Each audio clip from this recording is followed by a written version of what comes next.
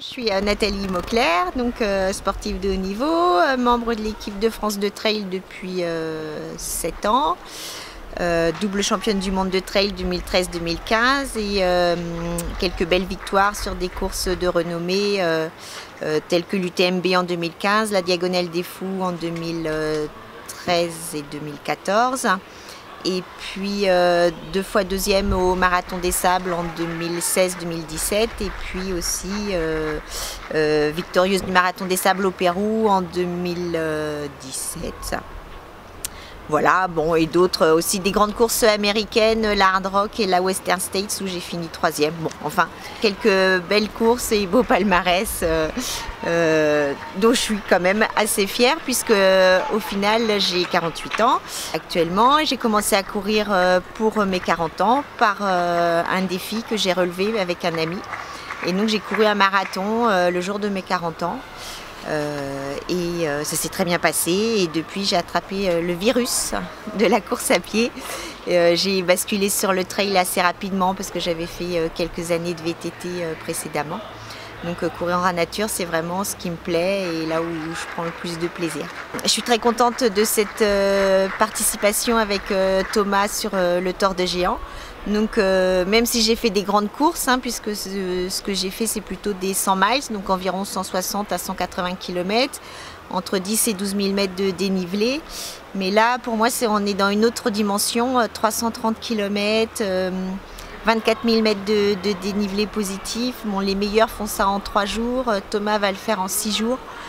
Je trouve que je me questionne si c'est encore de la course à pied, quoi. Donc du coup je suis pas encore prête à passer le cap.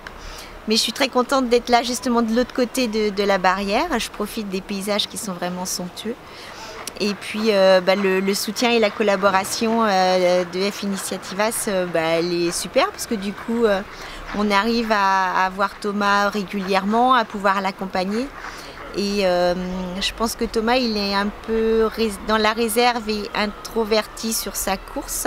Et le fait qu'on ait pu mettre ça en place là, depuis le 2-3e jour, je pense que ça l'aidait à s'ouvrir et puis du coup à relativiser, à se mettre moins la pression. Je trouve que plus on avance, plus il est détendu et mieux il gère. Donc ça c'est vraiment un point positif et je pense que c'est vraiment important pour qu'il puisse aller au bout. On est bien d'accord que pour lui c'est pas une histoire de chrono, c'est juste finir. Et déjà je trouve que c'est très remarquable et ouais c'est vraiment une belle un beau challenge et j'espère qu'il va réussir à aller au bout. Mais je pense que maintenant, là où on en est dans la course et vu la marche qu'il a par rapport aux barrières horaires, l'état physique dans lequel il a eu des douleurs au départ qui sont estompées. Les pieds sont plutôt bien stabilisés. Il a fait une progression régulière toute la nuit. Donc je suis assez confiante. Et je pensais aussi que cette collaboration elle est très intéressante. En fait j'ai rencontré Thomas par l'intermédiaire de Patrick Basset qui est médecin de la fondation Ultrascience qui fait de la recherche sur les sports de longue distance, les sports extrêmes, notamment sur le sommeil, comment récupérer après un sport, une épreuve extrême dont fait partie le Tour du Géant. En fait c'est lui qui nous a mis en contact et Thomas m'a proposé de l'accompagner. J'ai trouvé que c'était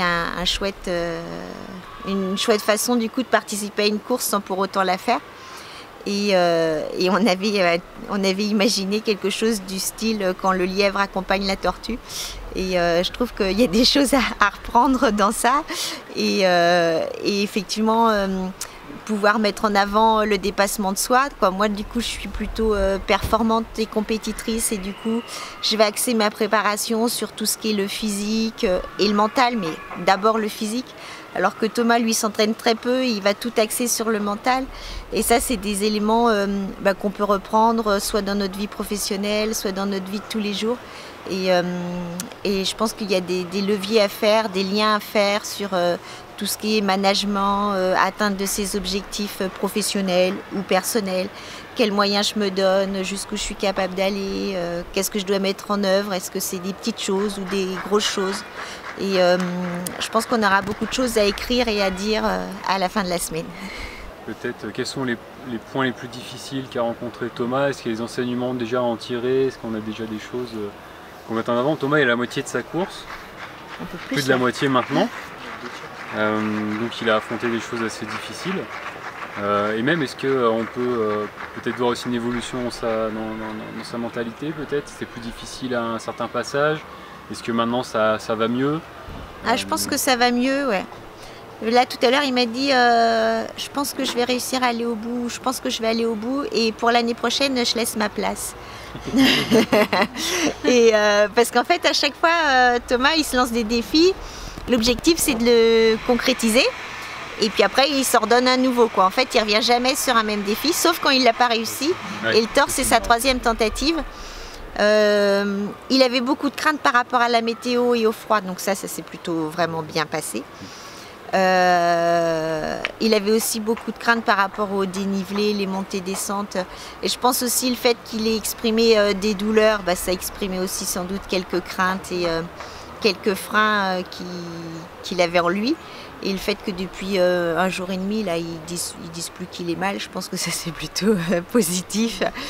Il est assez serein, il dort pas beaucoup, mais je le trouve assez serein par rapport à ça. J'ai trouvé un petit peu de guarana pour le booster, du coup ça l'a bien stimulé cette nuit. Après c'est ça, c'est trouver des petites astuces, des petits plus qui permettent de passer les caps difficiles et puis surtout en fait dans tout ça c'est de la mise en confiance quoi. C'est tiens j'ai pris, c'est un peu le cachet magique ou la caresse quand les enfants ils se frottent quoi, ils se butent quoi. C'est trouver comment le mettre dans son meilleur confort possible, hein, si on peut parler de confort. Et puis aussi toujours le ramener sur l'instant présent, quoi. Pas forcément lui parler de l'arrivée, quoi. Lui dire en ce moment on est là.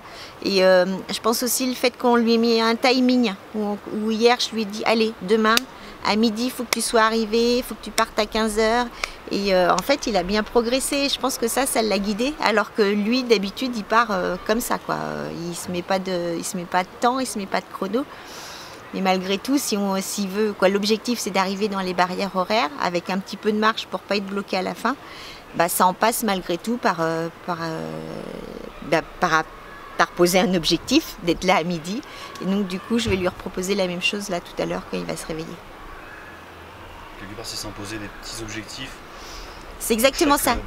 Quand moi je pars pour je vais ramener ça à moi, quand moi je pars sur une diagonale des fous, quoi, ou sur un ultra, en fait je pars pas pour quoi, je pars pour passer la ligne d'arrivée. Mais avant ça, je sais que je vais voir mon mari à tel endroit, tout ça. Donc en fait à chaque fois je pars pour 30-40 km. Puis une fois que j'ai fait ça, je repars pour 30-40 km. Mais je pars pas d'emblée pour 160. Et je pense que lui c'était ça en fait, il partait pour 360. Et du coup, c'était loin, c'est trop gros en fait, on ne peut pas se projeter là-dessus. Que là, en passant nuit par nuit, base de vie par base de vie, en mettant un horaire, ça permet de structurer et ouais, de mettre des petits objectifs pour atteindre un gros objectif, mais comme dans notre vie professionnelle. Avant d'obtenir le gros dossier, quoi, le marché qui marche bien, et avant il faut faire le boulot, des petits objectifs, approcher le client, le mettre en confiance, et puis après on peut travailler et avancer. J'ai l'impression que ce genre de challenge c'est une sacrée aventure humaine pour les personnes qui suivent, pour les personnes qui courent, pour l'organisation. J'ai l'impression que ça affecte toutes les personnes qui peuvent participer à ce genre d'événement, et à différents niveaux. Et ça peut aussi amener à une remise en question parfois de pas mal de choses pour se rendre compte qu'on peut aller loin, mais pas forcément tout seul. On apprend, on se nourrit aussi de ce qu'il y a autour. Ah, c'est clair. On voit que ce genre d'événement, c'est quand même beaucoup, 340 km, il faut réussir à le faire. C'est un gros déplacement sur soi. Du coup, toi, est-ce que dans ta manière de courir, tu as commencé par des choses déjà assez grandes, mais au fur et à mesure, tu es aussi plus loin. Est-ce que tu vois aussi une perception, peut-être des mentalités, des relations que tu peux avoir avec d'autres coureurs, aussi,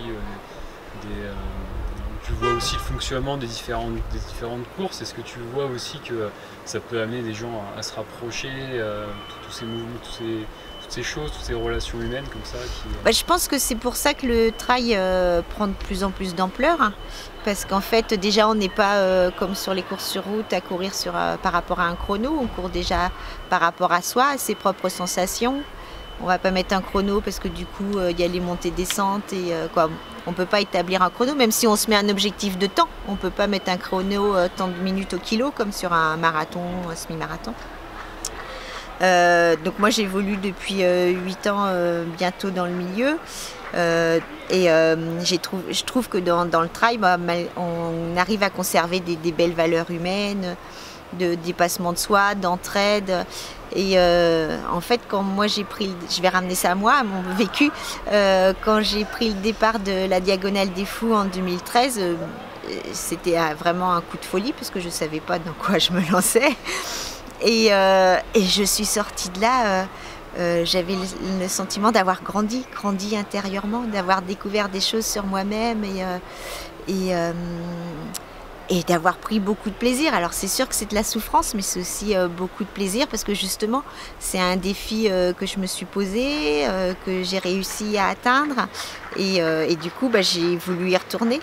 Et je pense aussi, par contre là il faut être vigilant, c'est que du coup les gens, une fois qu'ils ont fait une distance supérieure, ils commencent avec un 30, un 50, un 100 et ils veulent toujours de plus en plus. Et c'est là où il faut faire attention parce que l'être humain il est capable de faire de belles choses, le corps et l'esprit sont capables de faire de belles choses, mais il faut faire attention à pas trop aller chercher loin non plus et bien prendre le temps de la récupération pour aller plus loin.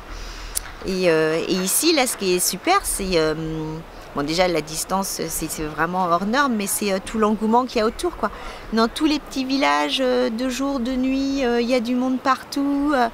Et on sent que ça fait vibrer les gens et ça c'est quand même c'est chouette quoi et là du coup on n'est plus dans le monde des coureurs, on est dans la vie sociale quoi. Ça veut dire que les spectateurs ou les habitants de la région quoi, ils s'investissent et ils s'impliquent pour la réussite de cette compétition. Et moi quand je passe et que je vois des bénévoles qui sont là à tenir un drapeau, à partir du moment où je suis bien dans ma course et ça se passe bien, j'essaie toujours de les remercier parce que sans eux, il n'y aurait pas de course. Et c'est du temps précieux et pour nous, c'est super précieux qu'ils soient là. Donc ouais, c'est une belle émulation. Et quand on dit après que dans nos sociétés, les gens sont de plus en plus individualistes et égoïstes, et ça dépend où et ça dépend pourquoi. Mais je pense que du coup, ça prouve qu'il y a encore de belles valeurs et il y a encore... Ce sont des échanges différents, peut-être nouveaux, mais je pense qu'il y a encore des choses à écrire. Et moi, je crois beaucoup dans la nature humaine et dans la phrase « l'homme est bon ». Et je pense que ça, c'est vrai, sauf que des fois, nos vies quotidiennes font que on part dans certains travers. Mais au fond de soi, l'homme, il a besoin de liens sociaux, il a besoin de communiquer, et il a besoin de l'autre pour s'appuyer, pour progresser. Et pas forcément besoin de l'autre pour l'enfoncer. mais voilà, je pense que je crois dans la nature humaine, c'est pour ça que je suis infirmière aussi. Et je pense qu'il y a encore de belles choses à faire, grâce au sport aussi. Moi, ça me fait tilt parce que tu dis, c'est vrai que c'est la fête un peu dans les villages. Chaque fois quand tu fais une course, j'imagine, il y a tous les villages qui sont en animation. Ah ouais. C'est un peu redonner vie au village. Oui. J'ai vécu le Tour de France, c'est vrai qu'il y a la course. Et c'est vrai que chaque ville où on s'arrête, c'est une fête, c'est un départ et ça redonne un peu vie. Est-ce que là sur le trail aussi, c'est un peu cette sensation de redonner vie au village qui forcément durant l'année, c'est moins facile. Ouais, ouais, voilà, c'est ça.